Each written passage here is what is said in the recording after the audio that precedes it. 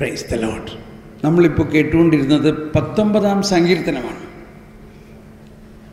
നമ്മൾ ഇന്നലെയോ എപ്പോഴോ ഇന്ന് രാവിലെ ദൈവപിതാവിനെ കുറിച്ച് ചിന്തിച്ചപ്പോൾ ഒരാശയം നമ്മൾ ചിന്തിച്ചു. ഈ സൃഷ്ടി പ്രപഞ്ചം മുഴുവനും ദൈവത്തെ മഹത്വപ്പെടുത്തുന്നു.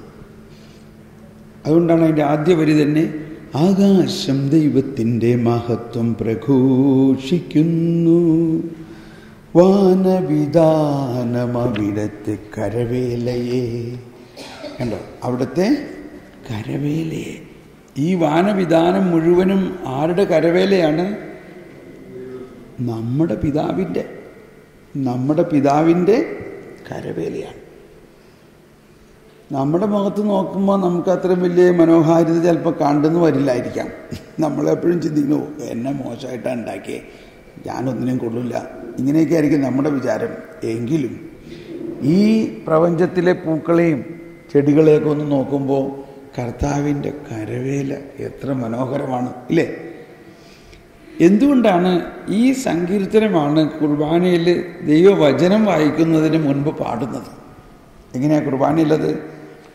അമ്പരമനവരതം മഹത്വത്തെ വാഴ്ത്തി പാടുന്നു, ദിവ്യാത്മാവിൻ ഗീതികളാൽ ഹല്ലേലൂയ ഗീതികളാൽ കർത്താവിൻ തിരുദിവസത്തിൻ നിർമ്മലമാകും അനുസ്മരണം കൊണ്ടാടാം ഇന്നീ വേദികയിൽ.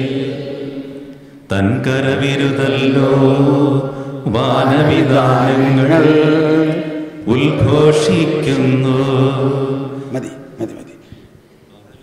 ഒരു കാര്യം ഒന്ന് പെട്ടെന്ന് പറഞ്ഞോട്ടെ. ഇന്ന് നമ്മൾ 11:30 മണിക്കായിരിക്കും നമ്മളുടെ കുർബാന. നമ്മൾ ആഘോഷമായിട്ട് കുർബാന അർപ്പിക്കാൻ പോവുകയാണ്. നമ്മൾ ഇന്ന് പാടാൻ പോകുന്ന ട്യൂൺ തൂയി ട്യൂണാണ്. അതിന് സാധാരണ പറയാറ് മരിച്ചവരുടെ കുർബാന എന്നാണ് പറയാറ്. പക്ഷേ അതിനെ നമ്മൾ മനസ്സിലാക്കേണ്ടത് മരിച്ചവരുടെ കുർബാന എന്ന അർത്ഥത്തിലല്ല. തൂയി എന്ന് പറയുന്നത് പഴയ സുറിയാനി കുർബാനയുടെ ട്യൂണായിരുന്നു, ഇല്ലേ? ആ ട്യൂൺ നമ്മൾ പാടുന്നു എന്നുള്ളതാണ്. അപ്പോൾ അത് പാടുമ്പോൾ പണ്ട് സുറിയാനി കുർബാന കൂടിയിട്ടുള്ളവർക്ക് ഭയങ്കര സന്തോഷമായിരിക്കും. എല്ലാവർക്കും ചേർന്ന് പാടാവുന്ന ട്യൂണാണ്. അതിൻ്റെ ഇടയ്ക്ക് ഒരുപാട് മ്യൂസിക്കൊന്നുമില്ല. ഒരു വരി ഒന്ന് പാടിയ ട്യൂൺ. അന്നാ പെസഹ തിരുനാളിൽ കർത്താവരുളിയ കൽപ്പന പോൽ തിരുനാമത്തിൽ ചേർന്നിടാം, ഒരുമയൊടി ബലിയർപ്പിക്കാം. ഹലോ, എല്ലാവർക്കും പാടാം. സർവാധിപനൊന്ന് പാടിയേ. സർവാധിപനാം കർത്താവേ, നിന്നെ വണങ്ങി നമിക്കുന്നു, ഈശോനാഥ വിനയമോടെ നിന്നെ നമിച്ചു പുകഴ്ത്തുന്നു. കേട്ടോ? പക്ഷേ ഇതിന് പറയാറുള്ളത് മരിച്ചവരുടെ കുർബാനയാണല്ലോ എന്ന് പാടിയത്. അപ്പോൾ അതിന് മനസ്സിലാക്കേണ്ടത് മരിച്ചവരുടെ കുർബാനയല്ല, അഥവാ കുർബാനയാണ്. മരിച്ചവർക്ക് വേണ്ടി മാത്രമായിട്ട് സെപ്പറേറ്റ് ഒരു കുർബാനയില്ല, എല്ലാം ഒരേ കുർബാന തന്നെയാണ്. അപ്പോൾ ഇന്ന് നമ്മളത് ആഘോഷമായിട്ട് അർപ്പിക്കുമ്പോൾ നമ്മുടെ ഇടവക ദിവസങ്ങളിലൊന്നും ഇതേമാതിരി നീട്ടി കുർബാന അർപ്പിക്കാൻ നമുക്ക് സൗകര്യം കിട്ടാറില്ല. അപ്പോൾ ഈ ധ്യാനാത്മകമായിട്ട് നമ്മളെല്ലാ പ്രാർത്ഥനകളും പാടി, എല്ലാ പാട്ടുകളും പാടി, അങ്ങനെ ഒരു വലിയ അനുഭവത്തിലേക്ക് നമ്മൾ നീങ്ങും കുർബാനയിൽ. അപ്പോൾ അത് മുൻകൂട്ടി ഒന്ന് പറഞ്ഞെന്നുള്ളൂ. Okay, thank you. അപ്പോൾ അമ്പരമനവരതം പാടും. അമ്പരമനവരതം പാടുമ്പോൾ അതിൽ എന്തുകൊണ്ടാണ് വചന വായിക്കുന്നതിന് മുമ്പ് അത് പാടുന്നതിൻ്റെ പ്രസക്തി എന്നുള്ളതാണ് ഞാൻ പറയാൻ പോണത്. തൻകരവിരുതല്ലോ വാനവിധാനങ്ങൾ. അത് നമ്മുടെ POC ബൈബിളിലെ യഥാർത്ഥ തർജ്ജിമ അനുസരിച്ച് ആകാശം ദൈവത്തിൻ്റെ മഹത്വം പ്രഘോഷിക്കുന്നു. കണ്ടോ? കണ്ടിന്യൂ പഠിക്കും. വാനവിധാനമവിടുത്തെ കരവേലയെ വിളംബരം ചെയ്യുന്നു. അപ്പം എങ്ങനെയാണ് ഈ ആകാശവും വാനവിധാനങ്ങളും ഉണ്ടായത്? എങ്ങനെയുണ്ടായത്? വചനത്താലാണ് ഉണ്ടായത്. Praise the Lord. അപ്പം എന്താണ് അവിടുത്തെ കരവിരുത്? എങ്ങനെയാണ് അവിടുത്തെ കരവേല? കരവേല എന്ന് പറഞ്ഞാൽ ഒരു കവിതാത്മകമായി ഭാഷയാണത്, ഇല്ലേ? ആ കവിതാത്മകമായ വാക്കുകളെ ആന്തരിക അർത്ഥം എന്താ? ദൈവത്തിൻ്റെ കരവേലയാണ് ഈ പ്രപഞ്ചം മുഴുവനും എങ്കിൽ ഈ കരവേലയുടെ പിന്നിലെ പ്രവർത്തനം എന്തായിരുന്നു? വചനത്താൽ അവൻ സകലതും സൃഷ്ടിച്ചു എന്ന് പറഞ്ഞെല്ലാവരും. ആ ആകാശവും ഭൂമിയും എല്ലാം ദൈവത്തെ എപ്പോഴും മഹത്വപ്പെടുത്തിക്കൊണ്ടിരിക്കുകയാണ്. പക്ഷെ നമ്മൾ അത് മനസ്സിലാക്കുന്നില്ലെന്നേ ഉള്ളൂ. അവരുടെ ഭാഷയും നമ്മുടെ ഭാഷയും തമ്മിൽ എന്തോ വ്യത്യാസമുണ്ട്. അവരുടെ ഭാഷ എന്താ? ഭാഷണമില്ല, വാക്കുകളില്ല, ഭാഷണമില്ല, വാക്കുകളില്ല, ശബ്ദം പോലും കേൾക്കാനില്ല, ശബ്ദം പോലും കേൾക്കാനില്ല. എന്നിട്ടും അവയുടെ സ്വരം ഭൂമിയിലെങ്ങും വ്യാപിക്കുന്നു. അവയുടെ വാക്കുകൾ ലോകത്തിൻ്റെ അതിർത്തിയോളമെത്തുന്നു. Praise the Lord. ഇപ്പൊ ഈ സങ്കീർത്തനത്തിന്റെ അർത്ഥം ഭയങ്കര വ്യാപ്തിയിൽ മനസ്സിലായില്ലേ? മാത്രമല്ല, അവരുടെ ഈ കരവേല, ദൈവത്തിൻ്റെ കരവേലയെ ഈ വാനവിധാനങ്ങൾ എന്ന് പറയുമ്പോൾ മേഘങ്ങളും അതിന് താഴെയുള്ള ഈ ചെടികളും കണ്ടോ, ആ തെങ്ങിൻ്റെ ഓലകൾ ഇങ്ങനെ ആടുമ്പോൾ അവരെന്താ പറയണേ? ഈ ഒരു കവുങ്ങിന്ന് അയാളെടുത്ത് അങ്ങോട്ടേക്ക് ചാടുമ്പോൾ ഈ മനോഹരമായ തോട്ടങ്ങളും പൂക്കളും എല്ലാം ദൈവത്തിൻ്റെ മഹത്വം എന്തു ചെയ്യുന്നു? വിളംബരം ചെയ്യുന്നു. പകൽ പകലിനോട് അഭിരാമം സംസാരിക്കുന്നു, രാത്രി രാത്രിക്കു വിജ്ഞാനം പകരുന്നു. കണ്ടോ, രാത്രി ഇതെല്ലാം വലിയ ഗഹനമായ കാര്യങ്ങളാണ്. പക്ഷെ അതിൻ്റെ ഇപ്പം ഇത്രയും മനസ്സിലാക്കുക, അവ എന്തോ ദൈവത്തെക്കുറിച്ച് സംസാരിക്കുന്നുണ്ട്. അതിലെ ഒരാശയമേ ഇവിടെ പറഞ്ഞിട്ടുള്ളൂ. ഒരാശയം ഇതാണ്: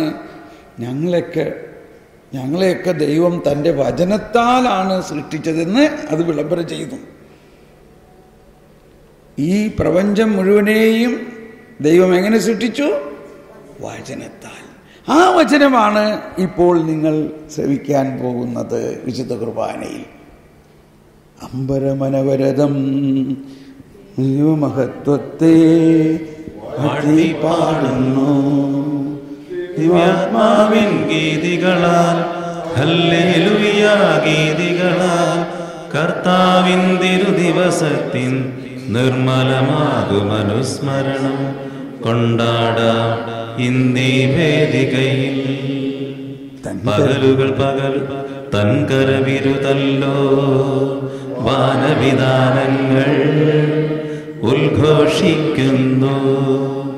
ദിവ്യാത്മാവിൻ ഗീതികളാൽ, ഹല്ലേലൂയ ഗീതികളാൽ, കർത്താവിൻ തിരുദിവസത്തിൻ നിർമ്മലമാകും അനുസ്മരണം കൊണ്ടാടാം ഇന്നീ വേദികയിൽ.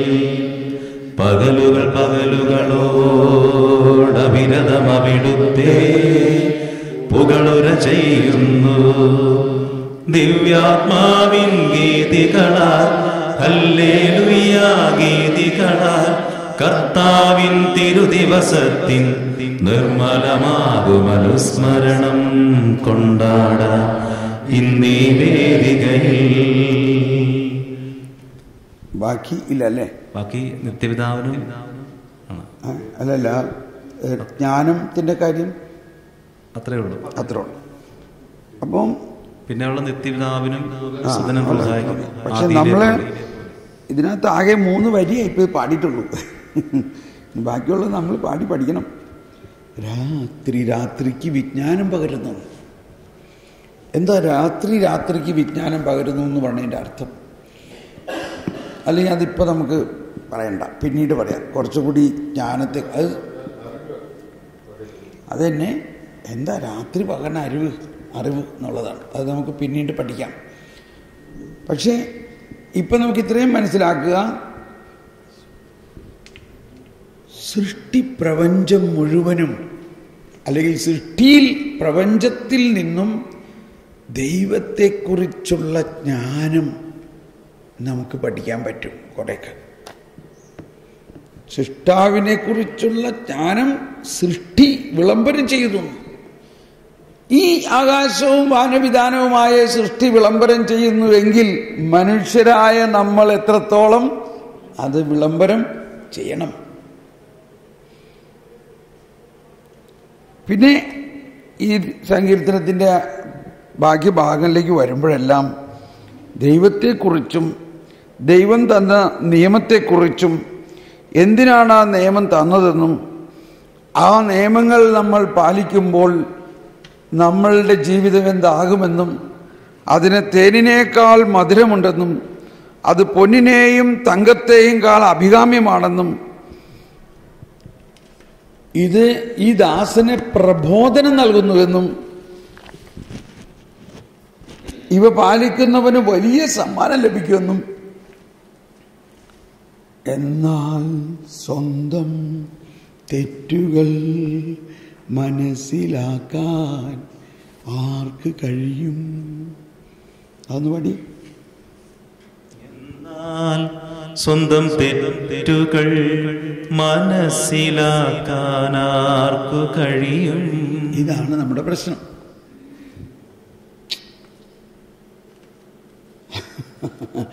ഇതൊക്കെയാണെങ്കിലും നമ്മുടെ സ്വന്തം തെറ്റുകൾ മനസ്സിലാക്കാൻ തന്നെ നമുക്ക് ബുദ്ധിമുട്ടാണ്. പിന്നെ അതെങ്ങനെ മനസ്സിലാക്കും? അതിനാണ് പരിശുദ്ധാത്മാവിനെ നമുക്ക് നൽകിയിരിക്കുന്നതും ദൈവത്തിൻ്റെ ജ്ഞാനം നമുക്ക് നൽകപ്പെട്ടിരിക്കുന്നത്. പിന്നെ അടുത്ത് പറയുന്ന കാര്യം ശ്രദ്ധിച്ചോ? അറിയാതെ പറ്റുന്ന വീഴ്ചകളിൽ നിന്ന് എന്നെ ശുദ്ധീകരിക്കണമേ, ബോധപൂർവം ചെയ്യുന്ന തെറ്റുകളിൽ നിന്ന് ഈ ദാസനെ കാത്തുകൊള്ളണമേ, അവയെന്നില്ലാധിപത്യം ഉറപ്പിക്കാതിരിക്കട്ടെ. അപ്പോൾ ഞാൻ നിർമ്മലനായിരിക്കും, മഹാപരാധങ്ങളിൽ നിന്നും ഞാൻ വിമുക്തനായിരിക്കും. അപ്പോൾ നമ്മൾ സാധാരണ പറയാറുണ്ട്, അതവനറിയാതെ ചെയ്തതാണ്, ക്ഷമിക്ക്. പെട്ടെന്ന് നമ്മൾ ക്ഷമിച്ച്. പിന്നെ പറയും ഇത് അവനത് അറിഞ്ഞുകൊണ്ട് ചെയ്തതാണ്, അപ്പോൾ അവന് 2 കിട്ടണം, എന്നാലേ ശരിയാവുള്ളൂ. അവനത് ബോധപൂർവം ചെയ്തതാണ്. അപ്പം ഈ കർത്താവ് കൊണ്ടുവന്നിരിക്കുന്ന കർത്താവിൻ്റെ ക്ഷമ എങ്ങനെയുള്ളവർക്കുള്ളതാ? അറിഞ്ഞുകൊണ്ട് തെറ്റ് ചെയ്യണവർക്കോ അറിയാതെ തെറ്റ് ചെയ്ത് പോണവർക്കോ?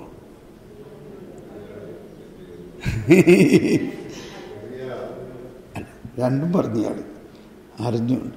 അറിഞ്ഞുകൊണ്ടും അറിയാതെയും ചെയ്യുന്നവരുടെ തെറ്റുകൾ കർത്താവ് ക്ഷമിക്കും. നമ്മൾക്കാണ് ഈ പ്രശ്നം. അതവൻ അറിഞ്ഞുകൊണ്ട് ചെയ്തതാണ്, അതുകൊണ്ട് അവനോട് ക്ഷമിക്കരുത്. അവൻ അറിയാതെ ചെയ്തതാണ്, അതന്നെ ക്ഷമിക്കും. കണ്ടോ, നമ്മുടെ വിശ്വാസത്തിൻ്റെ, നിങ്ങളുടെ വിശ്വാസം മാനുഷിക ബോധ്യങ്ങളിൻ്റെ അടിസ്ഥാനത്തിലാകരുത്, ദൈവത്തിൻ്റെ ശക്തി. അപ്പോൾ സ്വന്തം തെറ്റുകൾ മനസ്സിലാക്കാൻ ആർക്ക് കഴിയും? അറിയാതെ പറ്റുന്ന വീഴ്ചകളിൽ നിന്ന് എന്നെ ശുദ്ധീകരിക്കണേ, ബോധപൂർവം ചെയ്യുന്ന തെറ്റുകളിൽ നിന്ന് ഈ ദാസനെ കാത്തുകൊള്ളണേ. അതിനൊരു എക്സ്ട്രാ, അതൊന്നും കൂടി പ്രാർത്ഥിക്കണം. അത് എന്നിൽ ആധിപത്യം പുലർത്താതിരിക്കട്ടെ. അത് ആധിപത്യം പുലർത്താതെ ദൈവമാണ് നമ്മളെ രക്ഷിക്കുന്നത്. പിന്നെയാണ് പറയുന്നത്, ഇനി പറയുന്നതെല്ലാം എന്താ, ആരെക്കുറിച്ചാ? എൻ്റെ അഭയശിലയും വിമോചകനും ആയ കർത്താവ്. അതാരാ? കർത്താവ് ഈശോ മിശിഹാ. എൻ്റെ അഭയശിലയും വിമോചകനുമാണ് കർത്താവ്. അപ്പോൾ അതാണ് നമ്മൾ എല്ലാ സങ്കീർത്തനങ്ങളിലെയും പ്രധാന വിഷയം കർത്താവ് ഈശോ മിശിഹാ തന്നെയാണ്.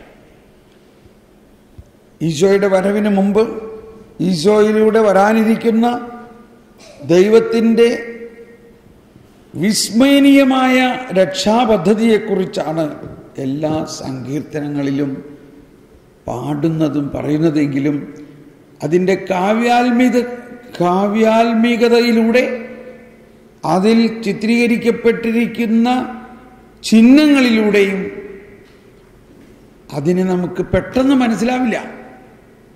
എന്നാൽ കർത്താവിൻ്റെ പുനരുത്ഥാനത്തിന് ശേഷം കർത്താവ് ദൈവവചനങ്ങൾ ഗ്രഹിക്കാൻ തക്ക വിധം അവരുടെ മനസ്സ് തുറന്നതുകൊണ്ട് ഇപ്പോൾ നമുക്കിതൊക്കെ മനസ്സിലാവും. ഇതിനിങ്ങനെ അർത്ഥമുണ്ട്: ഭാഷണമില്ല, വാക്കുകളില്ല, ശബ്ദം പോലും കേൾക്കാനില്ല,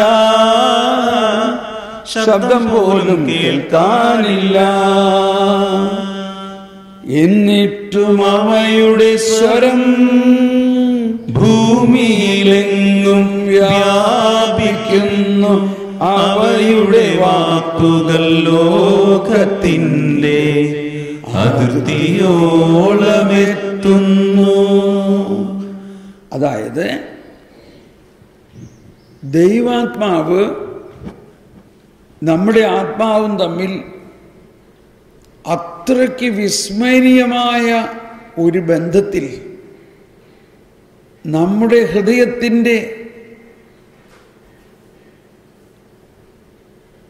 ശബ്ദമില്ലാത്ത ആ വിശ്വാസത്തിലൂടെ, വിശ്വാസം എന്നതെന്താ? കാണപ്പെടാത്തവ ഉണ്ട് എന്നുള്ള ബോധ്യമാണ്. ആ വിശ്വാസത്തിൻ്റെ ഇരുണ്ട രാത്രി എന്ന് പറയും. അതായത് നമ്മളുടെ ഉള്ളിൽ ദൈവമുണ്ട്, പക്ഷെ നമുക്ക് കാണാൻ പറ്റുന്നുണ്ടോ? കാണാൻ പറ്റുന്നില്ല. നമുക്ക് കാണാൻ പറ്റുന്നത് അല്ല വിശ്വാസം. എന്താ വിശ്വാസം എന്നത്? കാണപ്പെടാത്തവ ഉണ്ട് എന്നതാണ് വിശ്വാസം എന്ന ബോധ്യം.